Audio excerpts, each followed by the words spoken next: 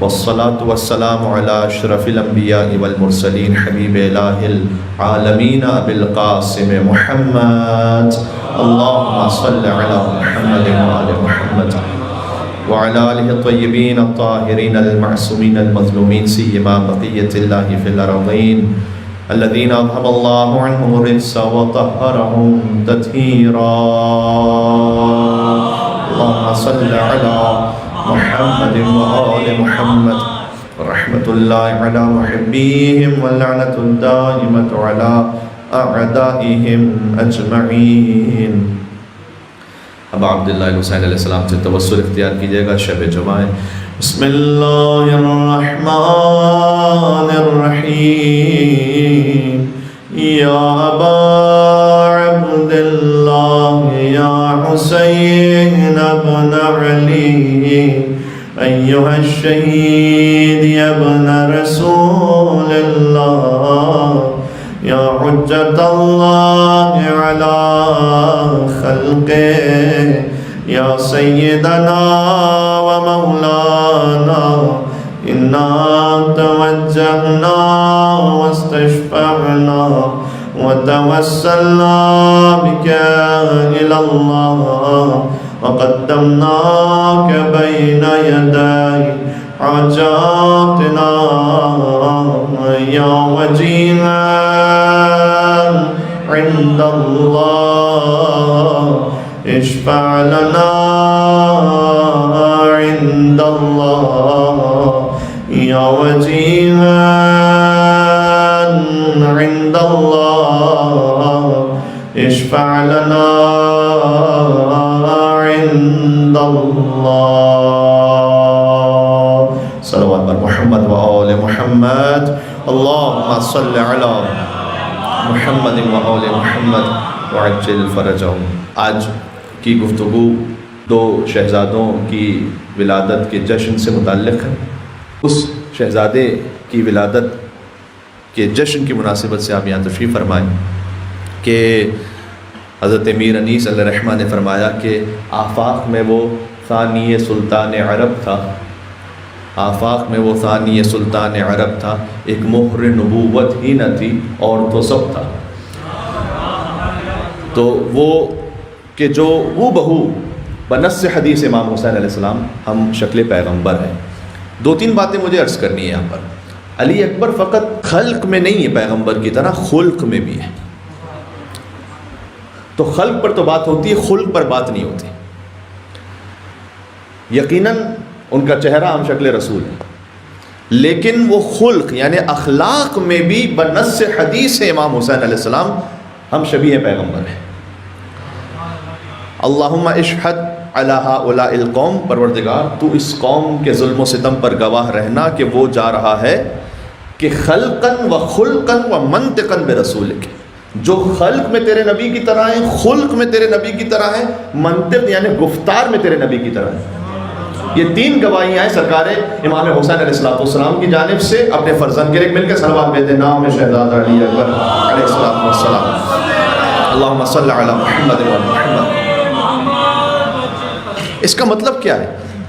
اگر امام حسین یہ فرمائیں کہ علی اکبر اخلاق میں میرے جد نانا رسول اللہ کی طرح ہیں، تو حضور کے اخلاق کی صنعت قرآن میں موجود ہے کہ انک لعلی خلق عظیم. آپ اخلاق کے عظیم ترین رتبے پر فائز ہیں.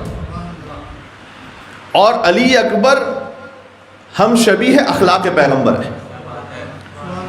اس کا مطلب یہ ہے کہ علی اکبر اخلاق کے عظیم ترین رتبے پر فائز ہے. تو فقط چہرہ رسول اللہ کی طرح نہیں ہے، خلق بھی ہے لیکن خلق بھی ہے اور گفتار بھی ہے. تو شہزادہ علی اکبر سے کیا کچھ آج کے جوانوں کو درس مل رہا ہے، کیا سیکھا جا سکتا ہے؟ سب سے پہلے تو باپ کا ادب سیکھو علی اکبر سے. ابھی میں کچھ احادیث کو پیش کروں گا آپ کی خدمت میں کہ جو جوان سے متعلق ہے. اس میں باپ کا کیسے ادب سکھلایا گیا کہ ایک جوان کو باپ کا ادب کیسے کرنا چاہیے. کرم نوازی سیکھو شہزادہ علی اکبر سے. اچھا میں آپ کے سامنے ایک جملہ عرض کر دوں کہ ہم شکل پیغمبر تو ہیں ہی، وہ تو سارا زمانہ جانتا ہے، لیکن آج جس شہزادے کا جشن ہے وہ در حقیقت ہم شبیہ پنجتن ہیں. شبیہ پنجتن کا جشن ہے آج، جس کا تعلق پنجتن کی ایک ایک فرد سے. سرکار ختمی مرتبت کا چہرہ بھی ہو بہو علی اکبر کا چہرہ ان کی طرح ہے، اخلاق بھی ان کی طرح ہے، گفتار اور رفتار بھی ان کی طرح ہے. ہم نام علی ابن ابی طالب ہے یا نہیں؟ آپ میرے ساتھ ہیں. امام حسین علیہ السلام نے فرمایا تھا جب امام علی زین العابدین علیہ السلام نے دربار یزید میں کہا کہ یزید نے پوچھا کہ یہ کون مت بچا ہے، تو جواب دیا نا علی ابن حسین ابن علی ابن ابی طالب، میں حسین کا بیٹا علی، وہ حسین کے جو علی کے بیٹے تھے، وہ علی جو ابو طالب کا بیٹا تھا. سبحان اللہ. اس پورے شجرے کو جب بیان کیا تو یزید ملعون تک خبر تو پہنچی ہوئی تھی کہ حسین کا ایک بیٹا کربلا میں مارا گیا جس کا نام علی تھا. آج ہم پہچان میں علی اکبر بار بار کہتے ہیں علی اکبر، ورنہ اس وقت تو فقط علی مخاطب کیا جاتا تھا، اور اگر کہیں پہچان کروانی ہو تو علی اکبر کہتے تھے. کہ وہ علی تو کربلا میں حسین کا بیٹا تو مار دیا گیا تھا، علی کہ میں بھی علی ہوں. امام زین العابدین السلام نے فرمایا. اچھا، بڑی تعجب کی بات ہے نا، آپ کو اللہ تعالیٰ نے جنہیں ایک سے زیادہ اولادیں عطا کی ہیں، 2 بیٹے ہیں یا 2 بیٹیاں ہیں، آپ دونوں کا بالکل سیم نام تو نہیں رکھیں گے. تو تہرہ سے سوال کیا کہ حسین کے 2 بیٹے اور وہ جو شہید ہو گیا اس کا نام بھی علی، یعنی وہ جو مار دیا اس کا نام بھی علی اور تم بھی علی، یہ بالکل ایک ہی جیسا نام. تو امام زین العابدین السلام نے کہا کہ میرے بابا کہا کرتے تھے کہ اگر اللہ مجھے 100 بیٹے عطا کرے گا سب کا نام علی رکھوں گا، 100 بیٹیاں عطا کرے گا سب کا نام فاطمہ رکھوں گا. یہ امام حسین علیہ السلام نے ہمیں سمجھایا ہے کہ تم کسی یونیک نئے نئے ناموں کی طرف نہ جاؤ، بلکہ اگر اللہ تمہیں بیٹا عطا کرتا ہے تو مولا کے نام پہ نام رکھو، اہل بیت کے نام پہ نام رکھو، بیٹی عطا کرتا ہے شہزادی کے نام پہ نام رکھو. اور اگر ہم نے اس حدیث پر، اس فرمان پر عمل کر لیا ہوتا تو جہاں کہیں آج شیعہ ہوتا تو وہاں ہر جگہ علی علی علی علی علی ہی پکارا جا رہا ہوتا خود بخود. نام علی کو اس انداز سے زندہ رکھا امام حسین علیہ السلام نے اور اہل بیت نے.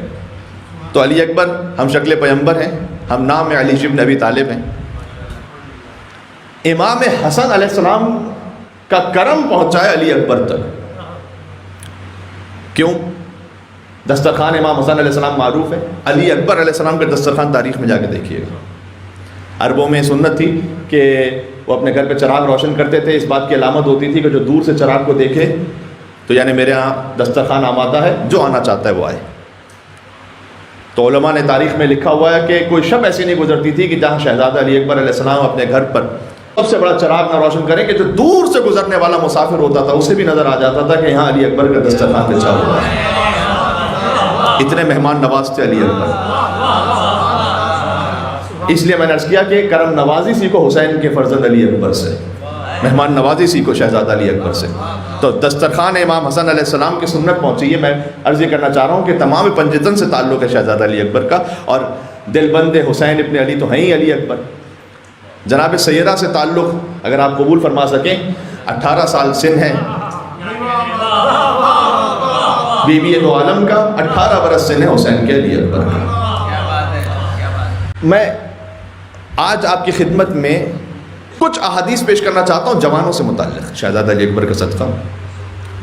اچھا، میں احادیث کو جب یقین فرمائیے گا، میں نوٹ کر رہا تھا اپنے پاس کیونکہ بے شمار احادیث کا ذخیرہ ہے جو کچھ جوانوں کے لیے ارشاد فرمایا گیا، تو وہ کہ جو آج آپ اچھی طرح سے ریلیٹ کر سکیں، وقت بھی محدود ہوتا ہے، تو لہٰذا میں لکھتا چلا گیا کہ میں کون سی احادیث کو پیش کروں.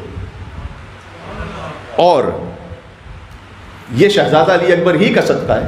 جب ساری احادیث میں نے لکھ دی تو اس کے بعد میں نے کاؤنٹ کرنا شروع کیا کہ کتنی احادیثیں بنی. یقین جانے وہ 18 بنی تھی، خود بخود 18 بنی تھی. یعنی ہمارے ذہن میں بھی نہیں تھا کہ مجھے 18 پیش کرنی ہے، یہ انہوں نے یہ صدقہ عطا فرمایا کہ 18 ہی بنی ہوں. تو بڑا ایک اچھا عدد سامنے آیا. میرے دل میں یہ حسرت تھی شروع میں، جب میں گننے لگا تو میں نے کہا شاید یہ 12 ہوں یا 14 ہوں، لیکن انہوں نے آج کے جشن کے متعلق 18 حدیثوں کو عطا فرمایا. مختصر پیش کروں گا، اگر 18 حدیثیں بھی 1-1 منٹ لگیں تو 18 منٹ ہو جائیں گے. نبی مکرم نے فرمایا کہ پہلے تو جوان کی جو اہمیت کو سمجھیں آپ. فرمایا کہ میں تمہیں وصیت کرتا ہوں خاص جوانوں کے بارے میں. کیوں؟ وجہ ہے اس کی، فَإِنَّهُمْ أَرَقُّ أَفْئِدَةً. جوان کا دل زیادہ رقت والا ہوتا ہے، نرم ہوتا ہے. اگر آپ اسے کوئی بات کیجئے وہ جلدی اس نرم دل ہونے کی وجہ سے نصیحت کو قبول کرتا ہے. تو حضور نے فرمایا کہ میں خاص تمہیں جوانوں کے بارے میں نصیحت کرتا ہوں کہ ان کی ابتدا میں ایسی تربیت کرو کہ وہ جو اس کا دل جب تک رقیق ہے، نرم ہے، اس تک اپنی بات پہنچا دو. جو مولا کائنات نے کہا ہے کہ اس سے پہلے کہ تمہارے بچوں کے دل کے صفحے پر غیر کچھ تحریر کریں، تم تحریر کر دو. یہ امیر المومنین نے نام ہے، امیر المومنین مل کے صلوات بھیجتے ہیں حیدر کرار علی بن ابی طالب علیہ السلام. بالخصوص جوان کا دل رقیق ہوتا ہے کسی کی مدد کرنے کے بارے میں. جب کوئی ایسا سینیریو سامنے آ جائے کہ آپ نے کہیں مدد کرنی ہے، ہو سکتا ہے ماں باپ کا دل اتنا زیادہ نرم نہ ہو کہ فوراً اس مستحق کی مدد کی جائے. آپ معمولاً دیکھیں گے کہ جو آپ کے فرزند ہیں اس کا دل یہ چاہ رہا ہوگا کہ اس مستحق تک مدد پہنچ جائے. یہ ہم نے اپنی ذاتی زندگی کے تجربے میں دیکھا ہے. اس کی وجہ ایک شاید یہ بھی ہوتی ہے کہ ماں باپ بہت سے ایسے کیسز کو دیکھ چکے ہوتے ہیں کہ جو بعد میں انہیں لگتا ہے کہ مستحق نہیں تھا، لیکن اس کا دل جو جوان ہوتا ہے نا بڑا سادہ ہوتا ہے. وہ جیسے سامنے کسی دیکھتا ہے کسی کی مدد کے لیے، اس کا دل زیادہ آمادہ ہوتا ہے. تو حضور نے کہا کہ جوانوں کے معاملے میں خاص توجہ دو، اس کا دل زیادہ رقیق ہے. اب یہ دل سخت جو ہے نا ہم خود بناتے ہیں، اب اپنی حرکتوں سے معاشرہ بناتا ہے. اللہ تعالیٰ نے ہر ایک کو صحیح اور سالم بھیجا ہے، صحیح فطرت پہ بھیجا ہے. اور جوانوں سے بھی عرض کرنا چاہوں گا، اچھا حدیث بھی جب لکھتا گیا تو عجب ترتیب آئی کہ ایک حدیث آ رہی تھی سرکار ختم مرتبت کی، پھر ایک حدیث مولا علی کی، پھر سرکار ختم مرتبت کی، پھر مولا علی کی، پھر سرکار ختم پھر مولا علی کی. تو یہ آپ خود بخود سمجھتے جائیے گا. مولا علی علیہ السلام نے فرمایا، دوسری حدیث پڑھتا ہوں، کہ اپنی جوانی کو بڑھاپے سے پہلے غنیمت جانو. ایک صلوات بیچتے جائیے گا اور یہاں پر محمد اور اللہم صلی علی.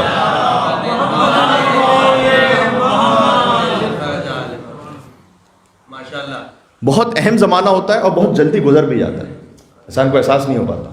چونکہ تقریباً یہ جو 10 سے 12 سال کا وہ عرصہ ہے کہ جو آپ کی پوری زندگی پر محیط ہے، ہیلتھ وائز بھی، انٹلیکچولی بھی، عبادت کے اعتبار سے بھی.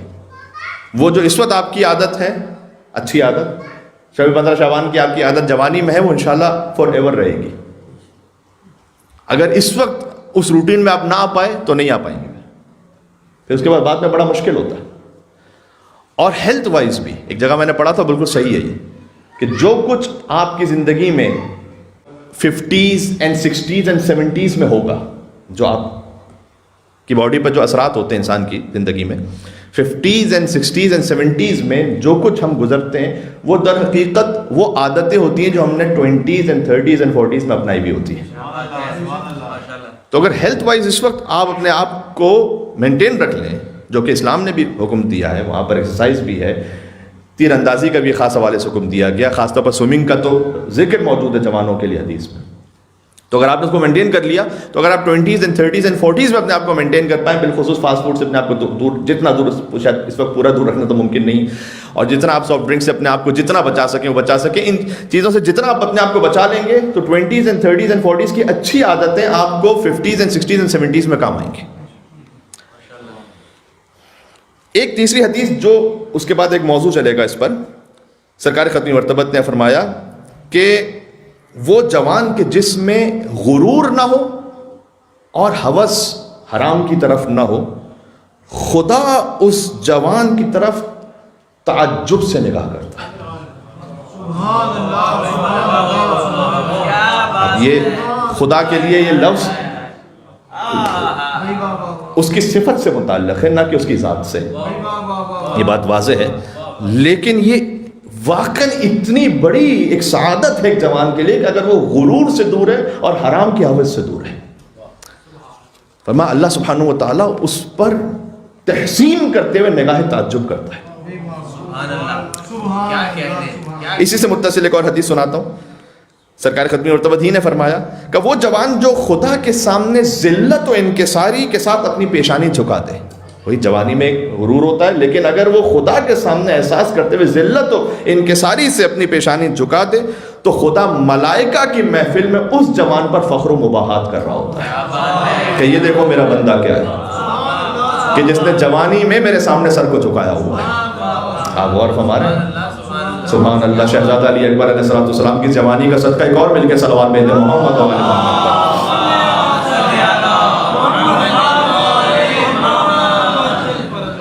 بات واضح ہو رہی ہے؟ ماشاء اللہ. حدیث سن لیجئے گا، میں اور ترتیب بار پڑھتا جاتا ہوں. اسی موضوعی کی حدیث ہے. اب سرکار ختم مرتبت نے فرمایا خدا اس جوان کو پسند کرتا ہے کہ جو اپنی جوانی اطاعت خداوندی میں گزارتا ہے. بڑی بات ہے یہ، سبحان اللہ. بلکہ حدیث کا جو لفظ ہے وہ صحیح ترجمہ کروں تو زیادہ بہتر ہے. خدا اس جوان کو پسند کرتا ہے جو اپنی جوانی کو اطاعت خداوندی میں فنا کرتا ہے. حدیث یہ ہے اصل میں، فنا کرتے ہیں. جو اہل بیت کی شان تھی کہ اپنے آپ کو اطاعت خداوندی میں فنا کر دیا. یہ ظاہر ہے فزیکل اور لٹرل تو نہیں ہے لیکن میٹافوریکل ہے نا، کہ علی بن ابی طالب کی اطاعت ایسی ہے کہ علی کے ہاتھ ید اللہ ہے، آنکھیں عین اللہ ہے، زبان لسان اللہ ہے. تو خدا اس جوان کو پسند کرتا ہے کہ جو اپنی جوانی کو اطاعت خداوندی میں فنا کر دے. تو یوتھ کے حوالے سے آج کی گفتگو اور جہاں تک یہ آواز جا رہی ہے، اور اس میں ساتھ میں میسج ہوگا آگے انشاءاللہ یوتھ کے لیے بھی اور کچھ بزرگوں کے لیے یوتھ کے بارے میں میسج. ایک اور حدیث عرض کرتا ہوں، سرکار ختم مرتبہ ہی کا کلام، جو جوانی میں خدا کی بہترین عبادت کر لے. کیا بات ہے. اس حدیث کو جب میں نے پہلی مرتبہ پڑھا تھا تو واقعاً میں خود جھوم گیا تھا، وجد میں آ گیا تھا. حضور نے فرمایا کہ جو جوانی میں اللہ کا اطاعت گزار بن جائے تو اللہ پھر اس کے لیے بڑھاپے تک انتظار نہیں کرتا، اسے جوانی ہی میں اپنی حکمت عطا کر دیتا ہے. سبحان اللہ. بات ہو رہی، مل کے اور صلوات کہتے ہیں نام ختم مرتبہ احمد مصطفیٰ محمد مصطفیٰ صلی اللہ علیہ وآلہ وسلم.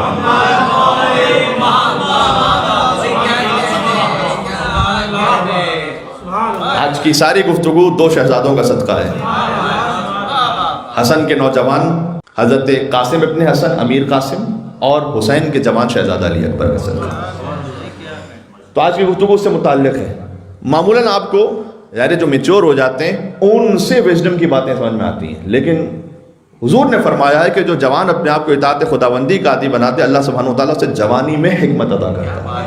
جب وہ بول رہا ہوتا ہے تو وہ حکمت کی باتیں بول رہا ہوتا ہے. سبحان اللہ. اب تک 6 حدیثیں میں سنا چکا ہوں غالباً آپ کی خدمت میں. حدیث نمبر 7 آپ کی خدمت میں سناتا ہوں. اب یہ جوان کو نصیحت ہے مولا علی کی طرف سے. فرمایا کہ اے جوان، باقاعدہ اس انداز سے مولا نے بات شروع کی کہ اے جوان، اپنے اخلاق کو ادب کے ذریعے اور اپنے دین کو علم کے ذریعے محفوظ بنا لے. اخلاق محفوظ رہے گا اگر ادب سیکھو گے.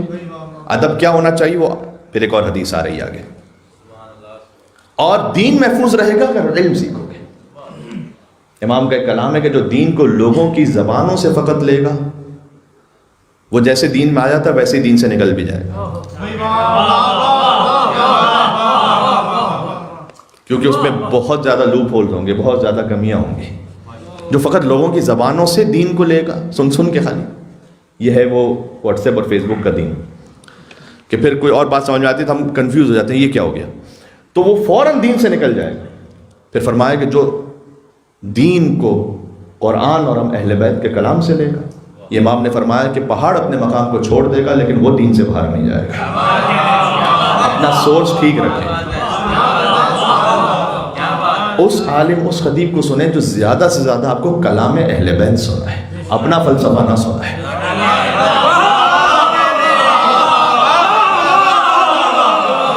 آواز ہو رہی ہے؟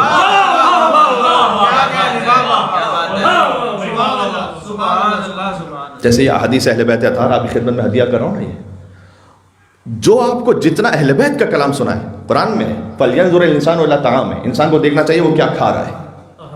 اور امام نے فرمایا کہ اس آیت سے مراد یہ ہے کہ تم یہ دیکھو کہ تم علم کس سورس سے حاصل کر رہے ہو، یہ مراد ہے. ہر سورس سے علم نہیں حاصل کی، دیکھیے کہ میں کہاں سے کوئی چیز سیکھ رہا ہوں، تو صحیح سورس ہے کہ نہیں ہے. واضح ہو رہی بات؟ تو مولا نے فرمایا کہ اے جوان، اپنے اخلاق کو ادب سے محفوظ رکھنا. ادب سیکھو گے تو اخلاق محفوظ رہے گا. اپنے دین کو علم کے ذریعے محفوظ بنانا. حدیث نمبر 8 آج کے سلسلے میں سرکار ختم مرتبت کا فرمان، خدا کے نزدیک کوئی شخص اس جوان سے زیادہ محبوب نہیں ہے کہ جو جوانی میں اپنے گناہوں پر توبہ کر لے. بڑھاپے تک ویٹ نہ کرے، باپ زندگی بڑی دیکھیں گے توبہ کریں گے. خدا کے نزدیک کوئی شخص اس جوان سے زیادہ محبوب نہیں اللہ سبحانہ و تعالیٰ کو کہ جو جوانی میں توبہ کر لے، گناہوں پر نادم ہو جائے. کیا کہنا. حدیث نمبر 9 حضور نبی مکرم ہی کا فرمان ہے. توبہ کرنے والے کا وقت ہوتا کہ میں اس کی تشریح کرتا، لیکن خود حدیث بھی بہت زیادہ لطیف بھی اور سیلف ایکسپلینیٹری ہے. فرمایا توبہ کرنے والے جوان کا اجر حضرت یحییٰ بن زکریا کی طرح ہے. حضرت یحییٰ انبیاء میں سے وہ نبی ہیں جو سب سے زیادہ شبیہ امام حسین علیہ السلام ہیں. یہ آپ کو احادیث میں ملے گا. سب سے زیادہ وہ نبی کے جو شبیہ امام حسین علیہ السلام ہے. حتیٰ امام جواد کا کلام ہے، امام علیہ السلام نے فرمایا کہ آسمان سے خون کی بارش یا یحییٰ کے لیے ہوئی تھی یا حسین کے غم میں ہوئی تھی. بات واضح ہو رہی ہے. خود خصائص حسینیہ میں صاحب کتاب نے 20 تقریباً شباہتوں کو لکھا ہے کہ جو حضرت یحییٰ اور امام حسین علیہ السلام کے درمیان ہے. حضرت یحییٰ علیہ السلام کی شہادت انتہائی فجیعناک ہے، دردناک ہے. ان کے سر کو بادشاہ کے سامنے دربار میں پیش کیا گیا تھا، اور حضرت زکریا نے مانگا ہی یحییٰ کو اسی لیے تھا. روایت یہ ہے، روایت اصل میں یہ ہے، ابھی ہم سیریا کی زیارت پہ تھے تو حضرت یحییٰ کی قبر پر وہاں گئے تھے. جامع مسجد اموی ہی میں ان کی قبر ہے، وہیں پر جو بعد میں یزید کے زمانے کے بعد یہ قبر کشف ہوئی تھی. بہرحال یہ قبر وہیں پر ہے. اور حضرت زکریا کے سامنے جب امام حسین علیہ السلام کے مصائب ذکر کیے گئے تھے تو اس وقت حضرت زکریا نے دعا مانگی تھی کہ پروردگار تو مجھے ایک بیٹا ایسا عطا کر کہ جو بہت وجیح نورانیت کے ساتھ ہو، تیری حجت ہو، اور جب وہ بیٹا شہید ہو تو میں آخری نبی کے غم کو محسوس کروں کہ جو انہیں حسین ابن علی کی شہادت پر ہوا، تو میں اس غم میں شریک ہو جاؤں. تو اللہ تعالیٰ سے حضرت زکریا نے یحییٰ کو مانگا ہی اس دعا کے ساتھ تھا. سرکار ختم مرتبہ نے فرمایا کہ وہ جوان کو جو جوانی میں توبہ کر لے اس کا اجر حضرت یحییٰ ابن زکریا کے اجر کی طرح ہے. کیا مقام ہے، یعنی واقعاً کیا اپرچونٹی ہے ایک جوان کے لیے، یوتھ کے لیے. جوان سے میری مراد یوتھ ہیں یہاں پر جتنے بھی گفتگو جہاں تک سن رہے ہیں اور آواز جا رہی. حدیث نمبر 10 آج کی حد تک سرکار ختم مرتبہ صلی اللہ علیہ وآلہ وسلم کا فرمان ذیشان اللہم صلی علی محمد وآل محمد. اب دوسری طرح سے حضور نے فرمایا کہ جو جوان توبہ نہ کرے وہ اس نہر کی مانند ہے کہ جس میں پانی ہی نہ ہو. کیسی کیسی لطیف احادیث ہمارے آئمہ حجتیں سنا کر گئی ہیں، ہم توجہ نہیں دیتے. وہ جوان کے جو توبہ کی طرف راغب ہی نہ ہو وہ اس نہر کی طرح ہے جس میں پانی ہی نہیں، یعنی اس کا اثر ہی نہیں ہے، بے اثر ہے وہ. اور فرمایا خدا غضبناک ہوتا ہے اس جوان سے کہ جو فارغ رہے اپنی زندگی، کاہل و کام نہ کرے. خدا غضبناک ہوتا ہے. تو یہ نصیحت ہے ان یوتھ کے لیے کہ جو اس وقت آہستہ آہستہ اپنی زندگی میں پروفیشنل لائف میں آئیں گے، نہیں، محنت کریں، آگے بڑھیں، حلال سے کمانے کے لیے کوشش کیجیے. مولا علی مرتضیٰ کا فرمان ہے، فرمایا کہ حدیث نمبر 12 جب کسی، اب یہ بزرگوں کے لیے جوانوں سے متعلق، ہو سکتا ہے بہت سارے بزرگ یہاں تشریف فرماؤ، خیر وہ بھی اپنے آپ کو جوان ہی سمجھ رہے ہوں گے تو گفتگو ان کے لیے بھی ہے، لیکن جو حقیقت احوال سے واقف ہیں تو وہ جانتے ہیں کہ اچھا ہم تو بزرگ ہو چکے ہیں تو اب کیا کیا جائے. مولانا صاحب ہمارے آج کی گفتگو ہم سے کیا تعلق رکھتی ہے؟ تعلق یہ رکھتی ہے آپ ماشاءاللہ بزرگ ہیں اور آپ کو اللہ تعالیٰ نے جوان بچے عطا کی، تو کچھ نصیحتیں ہیں جو حضور نے فرمائی ہیں والدین کے لیے کہ انہیں جوانوں کو کیسے اپنی زندگی میں ٹریٹ کریں، اسپیشلی تربیت کے حوالے سے نہیں، فقط ان سے تعلق بھی کیسا ہونا چاہیے. ذرا سنیے گا. مولا علی نے فرمایا کہ جب کسی جوان کی سرزنش بھی کرو، یعنی تنبیہ کرو کسی چیز کے لیے، اسے کوئی ایسا کام ہوا کہ آپ تنبیہ کرنا چاہ رہے ہیں، فرمایا اس سرزنش کرنے میں احتیاط کرو اور بعض لغزشوں پر ایسے اظہار کرو جیسے اسے تم نے نہیں دیکھا بھی. ٹرن بلائنڈ آئی. کچھ لغزشوں میں ایسے اظہار کرو کہ جیسے ابھی نہیں دیکھا، تاکہ وہ لجاجت کی طرف نہ چلا جائے.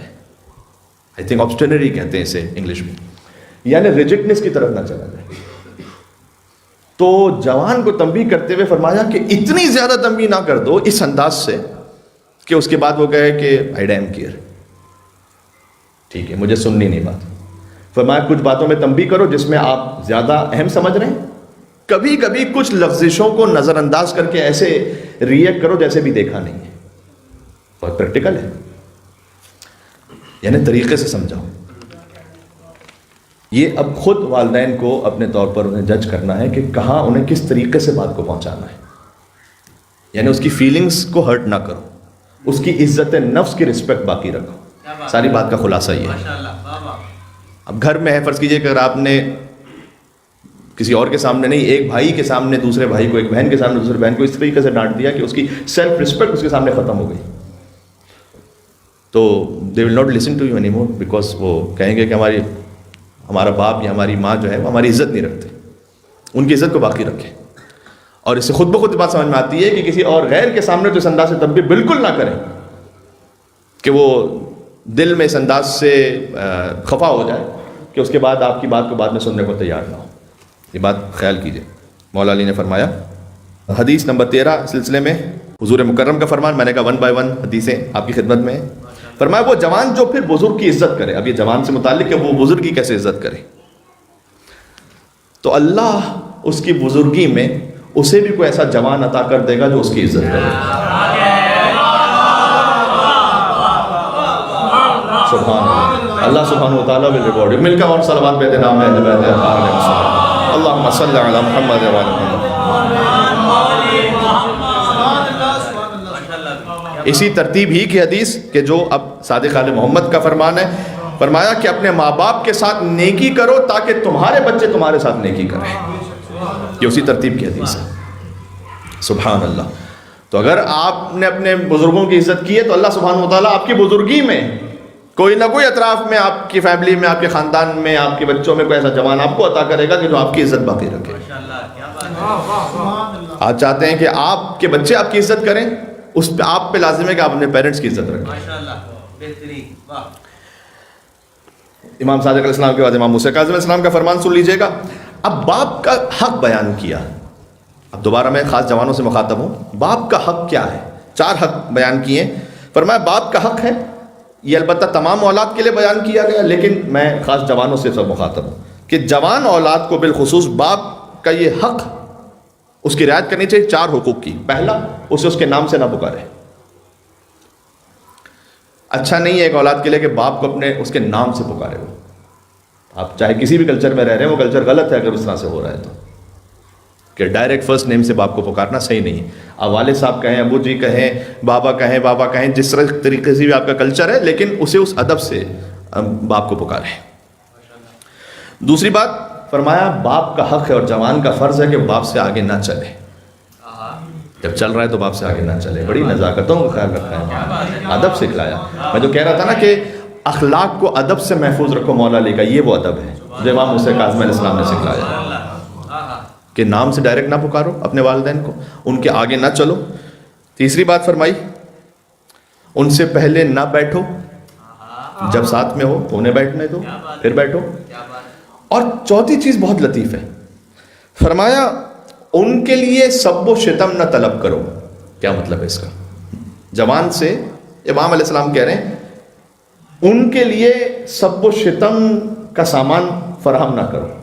یہاں علماء نے اس کی تشریح کی ہے، یعنی کوئی ایسا کام نہ کرو کہ لوگ تمہیں دیکھ کر تمہارے ماں باپ پر سب و شتم کریں. نہ کرو ایسا کام، یہ باپ کا حق بنتا ہے. دوسری طرف سے اس کی ایک تشریح یہ بھی کی گئی ہے کہ کسی اور کے ماں باپ پر سب و شتم نہ کرو کہ اس کی اولاد تمہارے ماں باپ پر سب و شتم کرے. ظاہر ہے کہ اگر کسی نے کسی کو گالی دی ہو تو ہو سکتا ہے سامنے سے پلٹ کر وہ اس کے ماں باپ کو گالی دے گا. نہ کرو ایسا. ٹھیک ہے، یہ 4 حق یاد رہیں گے انشاءاللہ کہ اسے نام سے نہ پکارو، ڈائریکٹ فرسٹ نیم سے ادب سے پکارو، اسے آگے نہ چلو، اسے پہلے نہ بیٹھو، کوئی ایسا کام نہ کرو کہ تمہارے کام کے سے اس پر سب و شتم ہو. بات بالکل اختتام تک آ گئی.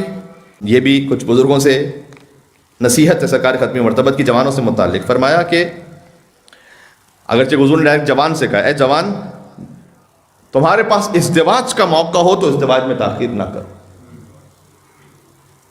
اپنا کیریئر بنائیں گے اور ہم دیکھیں گے بعد میں. آپ کوئی بھی جناب کیریئر بنا لیجئے، دیکھیں دنیا کو اکھڑ نہیں جانے والی.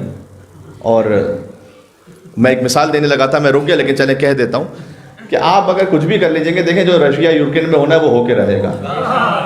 آپ اپنے طور پر آگے بڑھیں. ہاں میں اسے نہیں کہہ رہا کہ آپ بے طرف ہو جائیں گے اور آپ کو آگاہی نہیں ہوگی، نہیں، وہ سب ہے. لیکن میں کہہ رہا ہوں کچھ لوگ اتنا زیادہ ازدواج کے معاملے کو کمپلیکیٹڈ بنا دیتے ہیں، اتنا زیادہ اس میں کو تو اپنے آپ کے لیے کنڈیشن انوالو کر دیتے ہیں کہ میں فلاں جگہ سے PhD کر لوں گا، پھر میری ایسی نوکری ہوگی، پھر میں $multi-million کمپنی میں کام کروں گا، تب جا کر میں کچھ سوچوں گا. ایک صاحب تھے he was in his 50s. انہوں نے شادی نہیں کی ہوئی تھی تو پوچھا کسی نے, کہا بھائی آپ نے کیوں نہیں ازدواج کیا؟ تو کہا کہ مجھے ایک ایسی شریک حیات چاہیے تھی کہ جو حسن و جمال کی بھی حامل ہو, گھر کے کام کاج بھی اچھی طرح سے کر لیتی ہو, پڑھائی میں بھی ایک لیول ہو, تعلیم یافتہ ہو, ایسے خاندان سے ہو. انہوں نے تفصیل بیان کی. تو پھر ان سے جب ان کے دوست پوچھ رہے تھے, ان سے انہوں نے کہا کہ اچھا پھر نہیں ملی ایسی خاتون؟ کہا نہیں ملی تو تھی, تو پھر شادی کیوں نہیں؟ کہا انہیں بھی ایسے ہی لڑکا چاہیے تھا.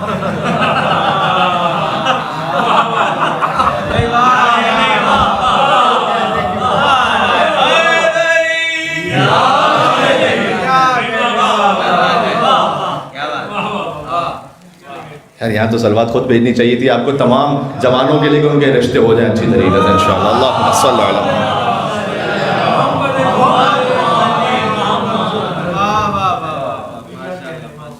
اگر آپ مجھے اجازت دیں تو میں تو 20 ایئرز ایج متعین کر دوں گا کہ اس سے زیادہ نہیں آگے جانا چاہیے بغیر ازدواج کے.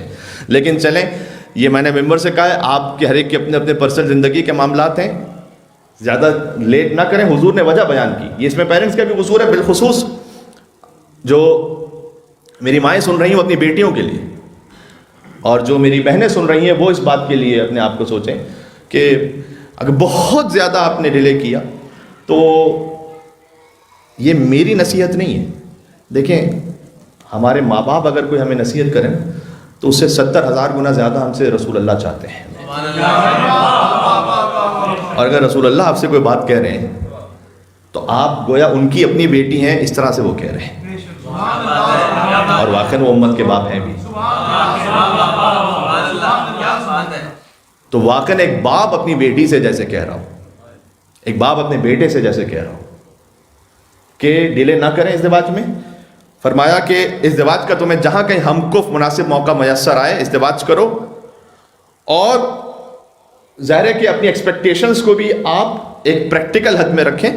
فرمایا یہ امر تمہیں عفت اور پاک دامنی عطا کرے گا. نبی مکرم نے یہ بھی فرمایا کہ اے جوان ازدواج کرو اور اپنے آپ کو فعل حرام سے بچا لو, اس لیے کہ اگر خدا نخواستہ فعل حرام میں پڑے تو یہ حضور کا یہ لفظ ہے, یہ انزع کا لفظ ہے, یعنی اکھاڑ دینا. اگر تم نے خدا نخواستہ فعل حرام میں پڑے تو وہ فعل حرام تمہارے دل سے ایمان کو اکھاڑ کے پھینک دے گا, ختم ہو جائے گا. آخری حدیث, اس کے بعد چند جملے مصائب کے. مولا نے فرمایا جو انٹاکسیکیشن ہے, نشہ, وہ 4 طرح کا ہوتا ہے. ایک مال کا نشہ ہے, علم کا نشہ ہے, تعریف اور ستائش کا نشہ ہے, اور جوانی کا نشہ ہے. سبحان اللہ سبحان اللہ سبحان اللہ. پھر سے گزارش کرتا ہوں, مال کا نشہ بھی ہوتا ہے, تعریف کا نشہ بھی ہوتا ہے, علم کا نشہ بھی ہوتا ہے. ہم زیادہ کوئی جانتا نہیں, ہم جس خاندان میں ہیں, جس جگہ پر ہیں, ہم ہی سب سے بڑے عالم فاضل ہیں. اور جوانی کا نشہ. پھر مولا نے فرمایا انسان عاقل وہ ہے جو اپنے آپ کو ان نشوں سے بچا لے, عقل مند ہے. یہ کائنات کے عقل مند ترین انسان علی بن ابی طالب کی نصیحت ہے آپ کے لیے, جس سے زیادہ عقل مند انسان کو گزرا نہیں روئے زمین پر. نام ہے حیدر کرار, ایک اور وہاں تک صلوات بھیجیے گا.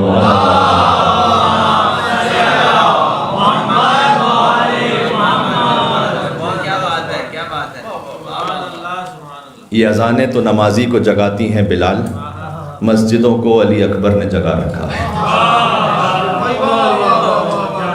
مسجدوں کو علی اکبر نے جگا رکھا ہے, اور حضرت نوح اسے دیتے ہیں جینے کی دعا جس کے گھر میں کفن کربو بلا رکھا ہے.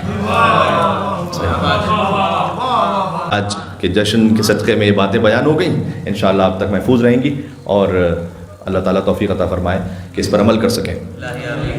روایت میں ہے کہ جہاں کہیں عباس اور علی اکبر ایک ساتھ گزرتے تھے نا کسی جگہ سے, اب آپ شان دیکھیے گا, علی کا عباس, حسین کا علی اکبر, کہ ایک جگہ سے جب گزرتے تھے تو لوگ سارے اپنے کام کاج چھوڑ دیتے تھے مدینہ والے, اور بھیڑ اور ہجوم ہوتی تھی اس گلیوں میں دونوں اطراف میں, اور لوگ اٹھ اٹھ کر ایک دوسرے سے علی اکبر اور عباس کے چہرے کو دیکھا کرتے تھے. سبحان اللہ, کیا نور ہے, کیا جمال اور کیا جلال ہے. تاریخی روایت کو پڑھ کر میں نے سوچا کہ جب عام لوگوں کی نگاہ میں جو ایسا بات جمال ہو وہ ماں کی نگاہ میں اور باپ کی نگاہ میں کیا ہوگا. آیت اللہ کوہستانی نے ایک جملہ لکھا ہے, آپ قبول کریں گے, فضائل کا جملہ ہے لیکن بڑی معرفت والا ہے. آیت اللہ کوہستانی کہتے ہیں کہ قیامت میں حسین کے شہزادہ علی اکبر گناہ گاروں کی اتنی شفاعت کریں گے کہ خود حسین کی شفاعت کی نوبت ہی نہیں آئے گی. علی اکبر کی شفاعت کافی ہوگی. وہ شہید کہ جس کی زیارت الگ سے بیان کی, زیارت وارثہ میں امام صادق علیہ السلام نے الگ سے زیارت بیان کی. زیارت علی ابن حسین جو آپ پڑھتے ہیں وہ شہزادہ علی اکبر کی زیارت ہے نا, ابھی شب جمعہ پڑھیں گے انشاءاللہ. زیارت عاشورہ میں الگ سے سلام, تمام شہیدان کربلا کو ایک سلام ہے لیکن علی اکبر کو الگ سے سلام. زیارت عاشورہ میں السلام علی الحسین وعلی علی ابن الحسین, حسین کے علی اکبر پر الگ سے سلام ہے. وعلی اولاد الحسین, جبکہ اولاد حسین کا ذکر ہے لیکن علی اکبر پر الگ سے سلام.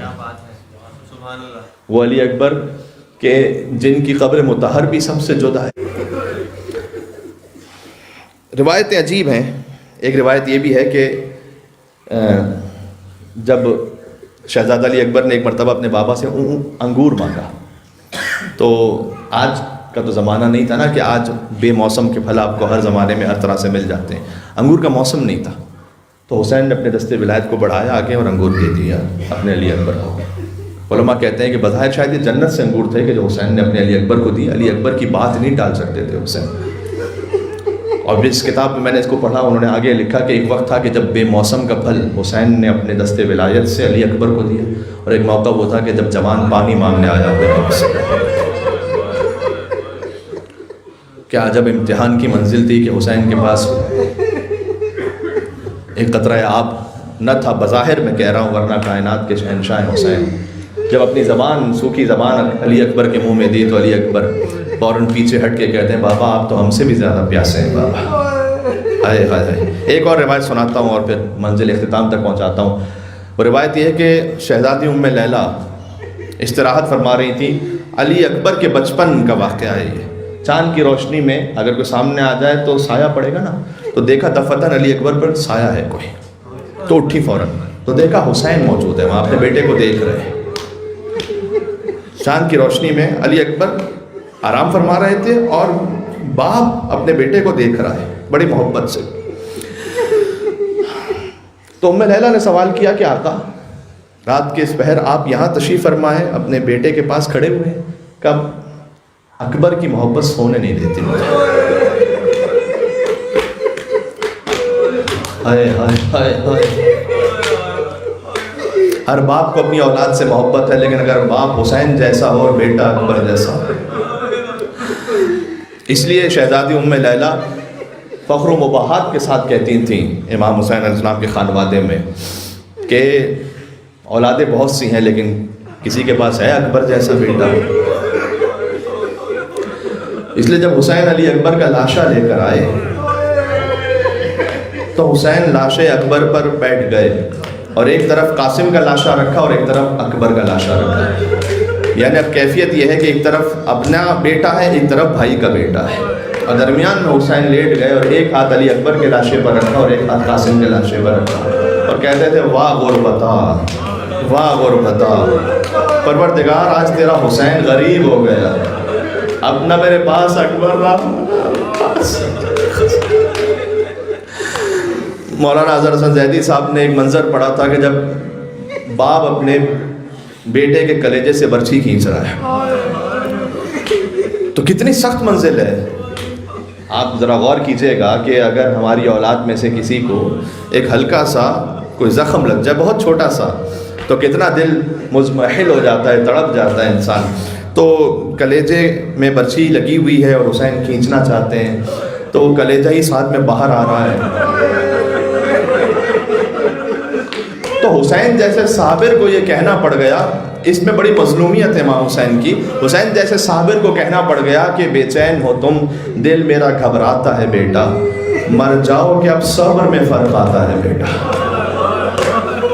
صبر جواب دے رہا تھا حسین ابن علی کا. کبھی سناؤں گا 5 موقع شیخ جعفر حسین شوستری نے لکھے ہیں کہ عاشور کے دن ایسا تھا کہ حسین ابھی جان دے دیں گے, حسین کی روح نکل جائے گی, اور وہ 5 موقع شہزادہ علی اکبر سے متعلق ہیں. جب علی اکبر رخصت پر چلے تو ایسا تھا حسین کی کیفیت کہ جیسے حسین ابھی جان نکل جائے گی حسین کی. لہذا فرمایا جب تک ممکن ہو تو چہرہ موڑ موڑ کر مجھے دیکھتے رہنا علی اکبر، میں دیکھتا رہوں، آپ کی زیارت کرتا رہوں۔